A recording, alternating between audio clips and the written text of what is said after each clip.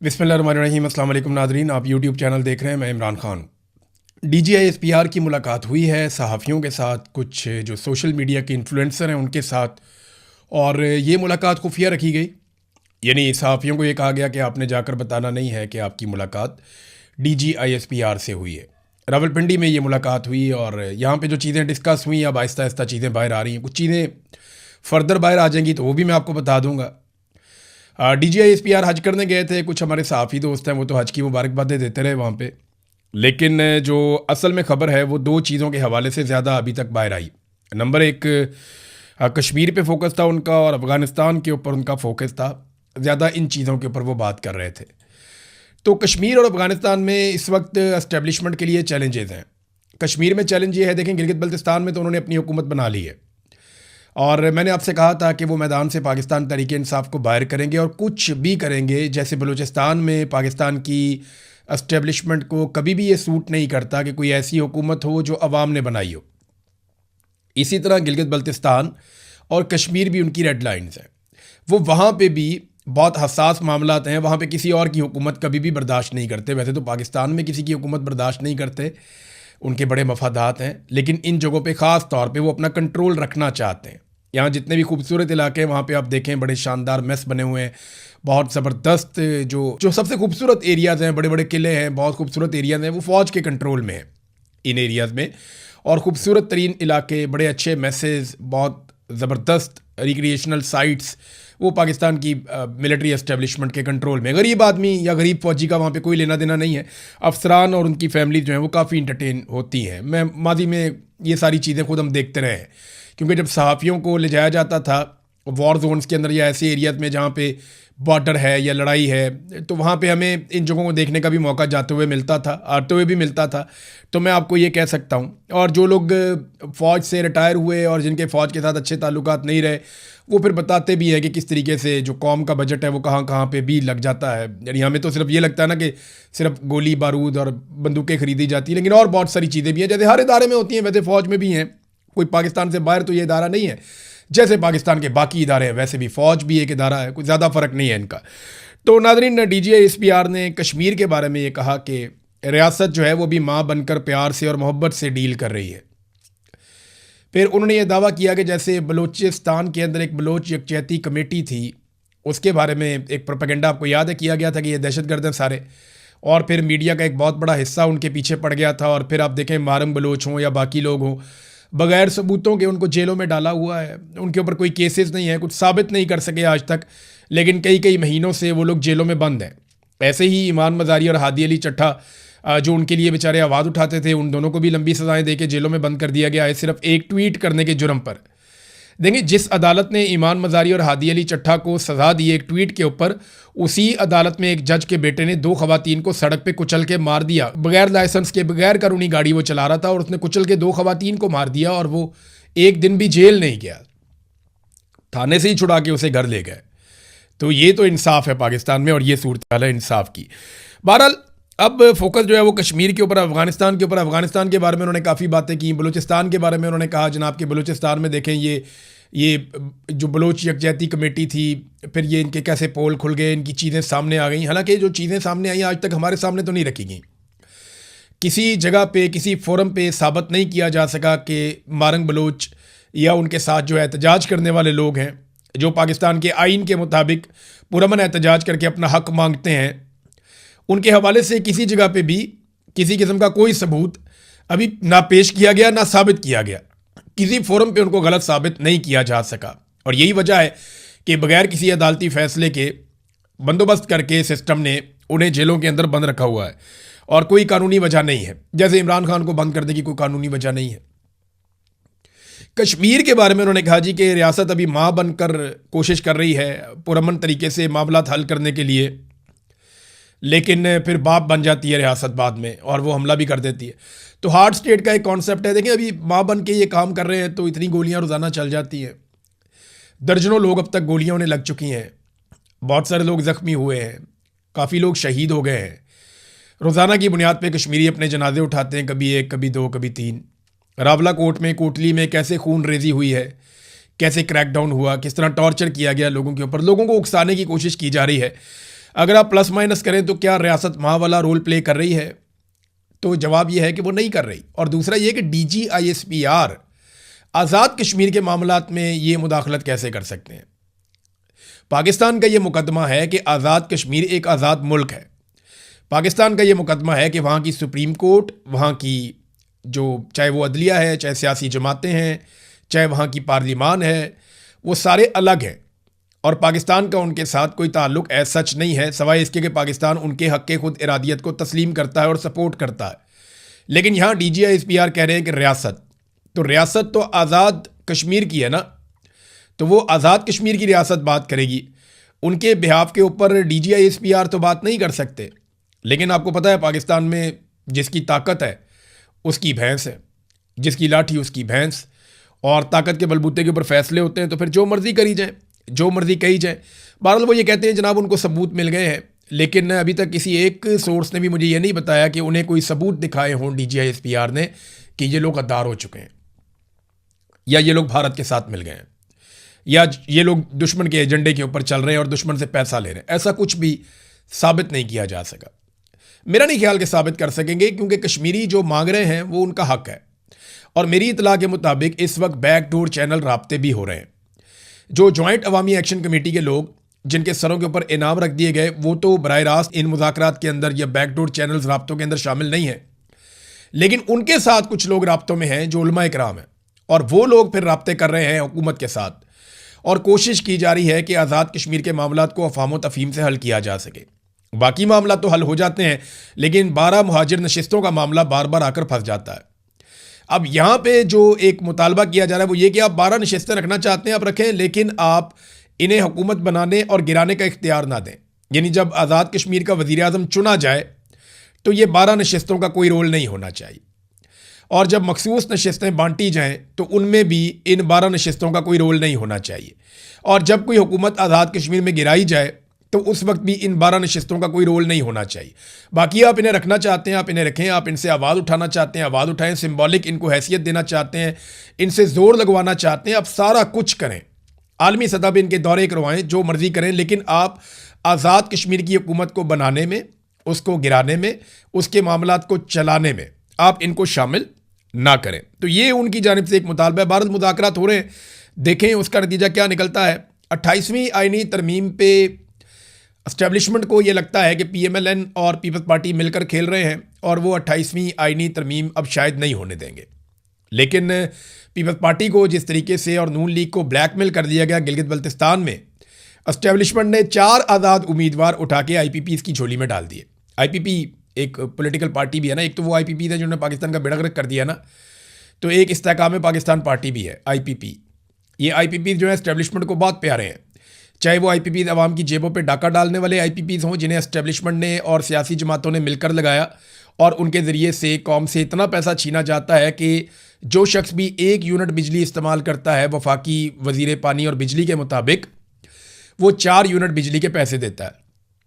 मुझे पहले लगता था कि ये 1 और 3 का रेशो है, कि अगर आप 1 यूनिट बिजली इस्तेमाल करते हैं तो आप 3 यूनिट बिजली का पैसा देते हैं। नहीं, लेकिन पानी और बिजली के वफाकी वज़ीर ने कहा नहीं, आप अगर 25 रुपये की बिजली इस्तेमाल करते हैं तो आप 100 रुपया बिल देते हैं, यानी जो 75 रुपये हैं वो आप IPPs की जेब में डालते हैं जिसकी उन्होंने बिजली नहीं बनाई हुई होती। तो ये IPPs एस्टेब्लिशमेंट को बहुत पसंद है, इसीलिए उन्होंने एक पॉलिटिकल पार्टी का नाम भी IPP रख दिया, इस्तेहकाम पाकिस्तान पार्टी।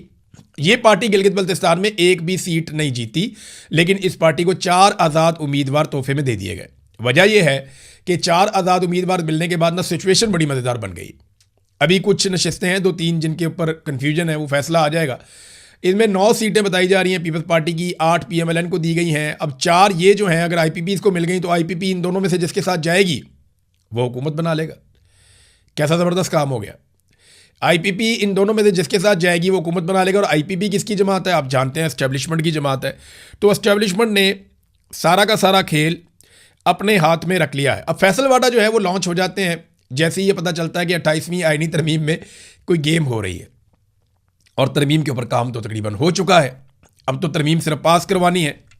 तो फैसलवाडा आते हैं सियासतदानों को और सियासी जमातों को उनकी औकात याद दिलाने के लिए। वो आए, आकर उन्होंने पहले तो ये बताया कि जनाब पाकिस्तान में हुक्मरान बनने के लिए, क्योंकि मौजूदा इस्टेब्लिशमेंट के आला कार हैं फैसलवाडा, और इस वक्त वो उनका कीमती सामान उठाकर पीछे पीछे चलते हैं जर्नैलों के। तो फैसल वाडा बेहतर जानते हैं कि कौन सी ऐसी खसूसियात हैं जो किसी शख्स में हो तो वो हुक्मरान बन सकता है। फैसल वाडा ने बताया कि एस्टेब्लिशमेंट को किस तरह के लोग पसंद हैं।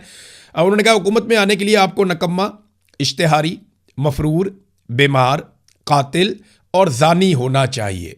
ये फैसल वाडा साहब ने फरमाया कि ये वाली खसूसियात अगर आपके अंदर हैं तो आप हुकूमत में आ सकते हैं। यानी एस्टेब्लिशमेंट को इस किस्म के लोग पसंद हैं, उनको वो हुकूमत में लेकर आते हैं। ये एस्टेब्लिशमेंट का फार्मूला उन्होंने बता दिया है। देखिए, सियासतदानों को गंदा करने का सिलसिला हमेशा से जारी। ये जर्नैल ऑफ द रिकॉर्ड मुलाकातें करते हैं सहाफ़ियों के साथ तो एक ही बात करते हैं, सियासतदान बहुत गंदे हैं, सियासतदानों ने करप्शन की है, सियासतदान दो नंबरी करते हैं, सियासतदान मुल्क को खा रहे हैं, सियासतदान मुल्क को तबाह कर रहे हैं। फ़ौजी बहुत अच्छे हैं, फ़ौज ने बड़ा कमाल काम किया है, फ़ौज मुल्क को नहीं खा रही है, फ़ौज मुल्क के लिए दिन रात सोचती है, दिन रात कोशिश करती है, हम तो कुर्बानियाँ देते हैं।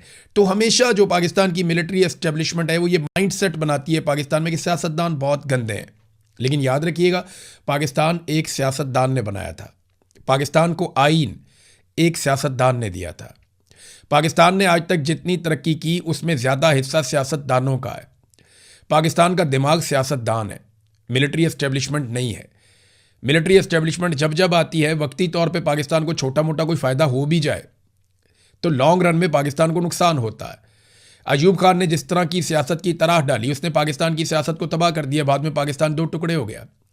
याया खान ने पाकिस्तान को दो टुकड़े करने में आखिरी हथौड़ा चलाया। ज़ियाउल हक आया और उसने वक्ती तौर पे फ़ायदा उठाया। अमेरिका से ताल्लुकात, दुनिया भर उसको आंखों का तारा बनाकर फिरती थी। ज़ियाउल हक यहाँ पे डिक्टेटर था, उसने अफ़गानिस्तान के अंदर एक जहाद करवाया और ज़ियाउल हक तो चला गया, लेकिन पीछे क्या छोड़ गया? मनशियात और कलाशनकोफ, और पाकिस्तान में कितना खून बह गया। दहशतगर्दी ज़ियाउल हक ने इंट्रोड्यूस करवाई थी पाकिस्तान के अंदर। फिर परवेज़ मुशर्रफ आता है, वो अमेरिका के आगे लेट जाता है, अमेरिका की आंखों का तारा बन जाता है। आज आसिम मुनीर अमेरिका की आंखों का तारा बने हुए हैं। ये सिलसिला चलता रहता है। जो डिक्टेटर्स होते हैं या मिलिट्री जर्नल्स होते हैं, ये अमेरिका की आंखों के तारे बनते हैं। और हमेशा ये कहा जाता है, देखो जी अमेरिका इनसे कितना खुश है, आलमी सतह पर कितनी कामयाबियाँ मिल रही हैं। कोई कामयाबी नहीं मिल रही। कामयाबी पता किसे कहते हैं? पाकिस्तान में दहशतगर्दी ख़त्म हो जाए। क्या ख़त्म हुई? नहीं, वो पहले से ज़्यादा है। कामयाबी किसे कहते हैं? कि पाकिस्तान की मईशत बेहतर हो जाए। क्या बेहतर हुई? नहीं, वो बर्बाद हो गई। कामयाबी पता किसे कहते हैं? कि आम आदमी की ज़िंदगी आसान हो जाए, महंगाई ख़त्म हो जाए। क्या ख़त्म हो गई? महंगाई नहीं हुई, आम आदमी की ज़िंदगी पहले से ज़्यादा मुश्किल हो गई। कामयाबी पता किसे कहते हैं? कि आपके मुल्क में धड़ाधड़ सरमायाकारी आ रही हो, आपके मुल्क में सयाह आ रहे हों। क्या वो हो रहा है? नहीं हो रहा। कामयाबी इसे कहते हैं कि आप कर्ज़े वापस उतार रहे हों, आप कर्ज़े चढ़ाते चले जा रहे हैं, चढ़ाते चले जा रहे हैं, आपने रिकॉर्ड कर्ज़े ले लिए। कामयाबी किसे कहते हैं? कि लोग काम करने के लिए आपके मुल्क में आए, आपके मुल्क से ब्रेन ड्रेन लगातार हो रहा है और आपका आर्मी चीफ कहता है ये ब्रेन गेन है। ये नहीं, उनके कहने से तो नहीं हो जाएगा। डॉक्टर्स जा रहे हैं, इंजीनियर जा रहे हैं, पढ़े लिखे लोग जा रहे हैं, सरमायाकार जा रहे हैं, जो कारोबार करना जानते हैं, जो स्किल्ड लोग हैं, वो पाकिस्तान छोड़ छोड़ कर जा रहे हैं। तो ये कामयाबी है। कामयाबी पता किसे कहते हैं? कामयाबी कहते हैं जब आप तजारती खसारे में ना हो बल्कि मुनाफे में हो। आप लगातार तजारती खसारे में होते चले जा रहे हैं। तरक्याती बजट आपने इंतहाई कम कर दिया है। यानी पाकिस्तान को ये कहते हैं हम तरक्की की मनाजिल तय करवाएंगे। बहुत सारे लोग ये प्रेडिक्शन कर रहे थे 2026-27 का साल वो होगा जब पाकिस्तान तरक्की की सीढ़ियाँ चढ़ेगा, यहाँ से पाकिस्तान ऊंची उड़ान की तरफ जाएगा। इस तरह की बातें हमने सुनी थी।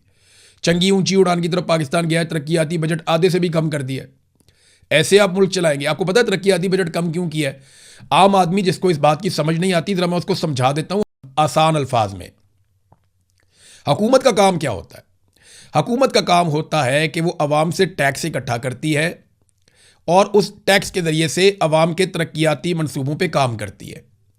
और टैक्स का बड़ा हिस्सा तरक्याती मंसूबों पे लगाया जाता है कि कहीं पे बड़े बड़े तालीमी प्रोजेक्ट चल रहे हैं, कहीं पे सेहत के प्रोजेक्ट चल रहे हैं, कहीं पे खेलों के प्रोजेक्ट चल रहे हैं, कहीं पे एनर्जी के प्रोजेक्ट चल रहे हैं, कहीं पे डैम्स बन रहे हैं, कहीं आबपाशी के प्रोजेक्ट चल रहे हैं, कहीं आवाम के लिए बड़ी बड़ी स्कीमें लाई जा रही हैं, रेजिडेंशियल प्रोजेक्ट चल रहे हैं, सड़कें निकल रही हैं, बहुत सारी चीज़ें ना। साइंस में तरक्की हो रही होती है, टेक्नोलॉजी में तरक्की हो रही होती है। तो ये तरक्याती बजट होता है कि जब आवाम से पैसा इकट्ठा करती है हुकूमत तो फिर वो तरक्याती कामों पर लगाती है।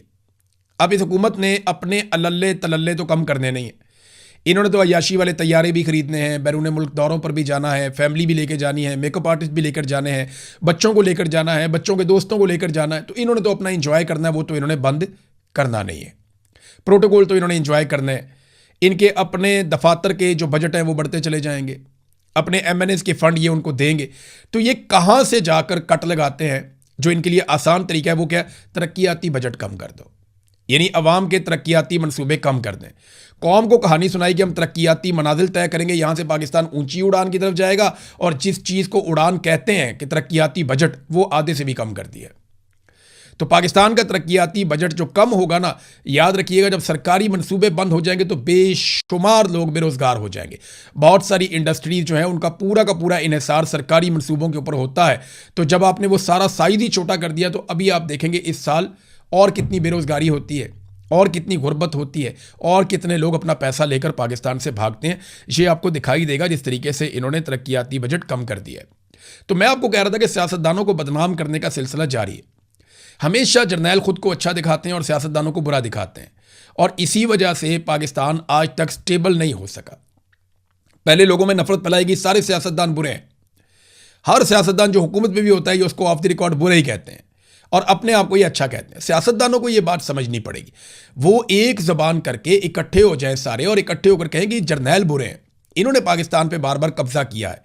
ये सरकारी मुलाजिम है, ये तनख्वाह लेते हैं, इनका काम है हमारे हुक्म को माने। हम हुकूमत बनाते हैं अवाम के वोटों से, जब हम आ जाते हैं तो हम जो हुक्म दें ये हमारे हुक्म की जो है वो खिलाफ वर्जी कभी ना करें, ये होना चाहिए। लेकिन उल्टा क्या होता है कि वो सियासतदानों को बदनाम करते हैं, और हमारे मीडिया के लोग इसमें इस्तेमाल होते हैं। कई अनजाने में इस्तेमाल हो जाते हैं, कई जानबूझकर इस्तेमाल हो जाते हैं, कई अपने ज़ाती मफाद के लिए इस्तेमाल हो जाते हैं। मैं नहीं कह रहा कि सारे के सारे जो हैं मीडिया के लोग बदनीयत हैं। बहुत सारे लोगों को आइडिया ही नहीं होता कि उनके साथ क्या खेल खेला जा रहा है। यानी मैं अपने बारे में आपको बताता हूं, ज़ाती तौर पे मुझे बहुत सारे लोगों को, पूरे पाकिस्तान को, इवन इमरान खान को ये लगता था कि पाकिस्तान की मिलिट्री एस्टेब्लिशमेंट जो भी फैसले करती है वो पाकिस्तान का भला सोचकर करती है। लेकिन हमने अपनी आंखों से देखा, अपने कानों से सुना, और फिर हमने इनकी इंक्वायरियां भुगती, और जब इनके साथ बैठकर बात की तो हम सर पकड़ के बैठ गए कि यार ये क्या लोग हैं, ये तो अपने फायदे से बाहर देखते ही नहीं है कि हमारी एक्सटेंशन, हमारा इस्तिस्ना, हमारी नौकरी, हमारा कारोबार, हमारा मफाद, हमारा बजट, ये अपनी ज़ात से बाहर ही नहीं जाते। आज हमारा इस खित्ते के अंदर जो तरक्याती बजट है वो बांग्लादेश के मुकाबले में, इंडिया के मुकाबले में, नेपाल भूटान के मुकाबले में, या आप अफगानिस्तान भी लगा लें, जितना बजट हमारे पास है परसेंटेज में आप करके देख लें, हम सबसे कम तरक्याती बजट खर्च कर रहे हैं। तो हम तरक्की कैसे करेंगे? नहीं कर सकेंगे।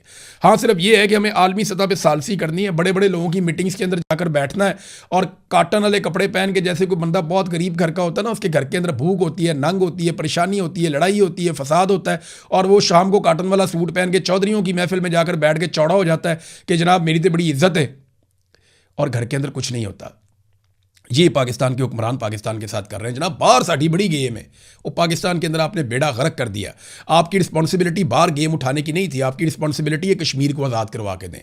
आपकी रिस्पॉन्सिबिलिटी है पाकिस्तान का पानी जो इंडिया कब्जा कर रहा है वो छुड़वा के दें। आपकी रिस्पॉन्सिबिलिटी है पाकिस्तान के अंदर से आप दहशतगर्दी ख़त्म करें। ये तीन मेन रिस्पॉन्सिबिलिटीज़ हैं, इन तीनों के अंदर नाकाम रहे, ये तीनों काम नहीं कर पाए बदकिस्मती से। और जो पाकिस्तान के सियासतदान हैं वो इसके ऊपर जनाब ताशे बजाते हैं। मैं हैरान होता हूँ। तो जब भी आईनी तरमीम करनी होती है, फैसलवाड़ा लॉन्च हो जाता है और वो अपना काम शुरू कर देता है। नाज़रीन, खैबर पख्तूनख्वा की अब सूरत हाल ये बन गई है, एक तो इमरान खान साहब की बहनों को मुलाकात करने नहीं दी गई, एक मरतबा फिर मुलाकात ना हुई और वो अपना धरना ख़त्म करके वापस चले गए। 10,000 बंदा लाने का दावा किया गया था पाकिस्तान तहरीक इंसाफ की जानिब से, लेकिन 2,000 बंदा टोटल, मुझे जो सहाफ़ियों ने बताया कि 2,000 के करीब बंदा टोटल पहुँचा था, और वो भी कोई आ रहा था और कोई जा रहा था, और एक वक्त में 1200-1500 के बीच में लोग मैक्सिमम इकट्ठे हुए होंगे। इससे ज़्यादा लोग एक वक्त में इकट्ठे नहीं हुए। ये है ज़मीनी हक़ाइक़। अडयाला जेल के बाहर से इमरान खान की बहनों से वादा कुछ और किया गया, सूरत हाल कुछ और है। लोग मायूस हो गए हैं, लोग इस लीडरशिप के लिए अब निकलना भी नहीं चाहते। और जो कुछ पाकिस्तान में जुल्म और फसायत हो रहा है, देखिए जब लोग मायूस हो जाते हैं ना, बहुत ज़्यादा दब जाते हैं, परेशान हो जाते हैं, तो एक दिन आता है कि लोग लीडरलेस हो जाते हैं।